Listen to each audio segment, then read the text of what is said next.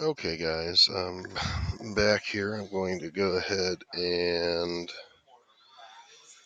format this here. So, as I said, now before I do this, I want to stress to you that typically when calculating standard deviation, I would not uh, round, truncate, or modify these numbers in any way, shape, or form until the very end, and then I would round that.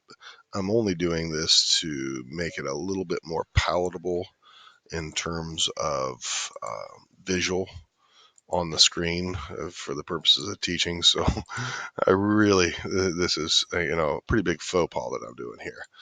Now I'm going to go and calculate the standard deviation. The first thing that I'm going to do is I'm going to realize that what I just did to columnize the individual data value minus the mean squared. So it's the numerator of that. Now I am to take the sum of that and divide it by the total number. Taking the sum of that and dividing it by the total number is simply the average. And then the square root of that average is my standard deviation. So I'm going to start by taking the average of this column. So I'm going to put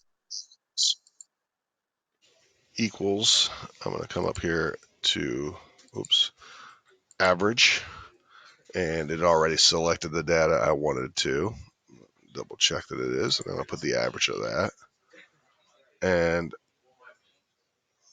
that is not, it's the square root of the average of that, which is my standard deviation. I was going to do that in two steps. That's a wonderful, simply solution. So we're clear. If I bring this up and look at just this, the sum, the numerator of this fraction here is going to be represented by a little over 13. I'm going to cut that and put it right there. And let's take a look at if I were to sum or do the average of that. Okay. So yeah, so that 13.8 would represent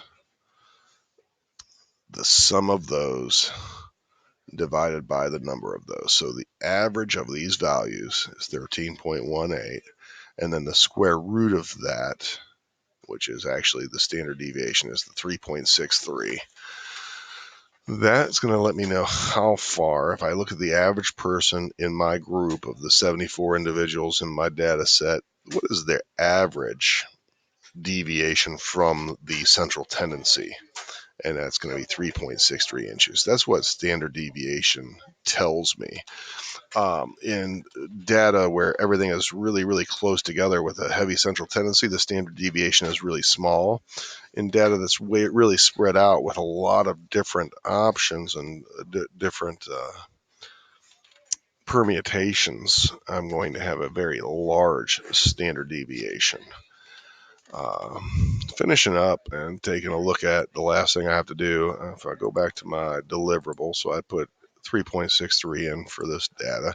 The last thing I'm asked to do is a histogram, and again, this is a nice thing of dealing with Microsoft Excel, but I'm going to take a look at that data right here. All right, I grabbed everything. I didn't grab my height label, didn't grab my or I didn't grab my average height. I just grabbed my actual height. So I'll grab all of it and see what happens. But I'm going to go to insert. I'm going to go up to this one right here, the statistics. I'm going to do a histogram. And I can look here. I have lots of different options. There are quite a few different graphs, and it gets overwhelming. I go in there and I can start labeling, and I can change my chart title. This is a very nice function, and we can obviously be copied and pasted into reports and stuff. But learning how to spreadsheet's a pretty big deal for managing data, and then being able to really apply statistical analysis, which is what we're starting to do. We've done the central tendencies, the mean, median, mode. We've talked about range. We've talked about standard deviation, and we've now done a histogram. Now we'll start looking at what standard deviation really means in the next couple of lessons.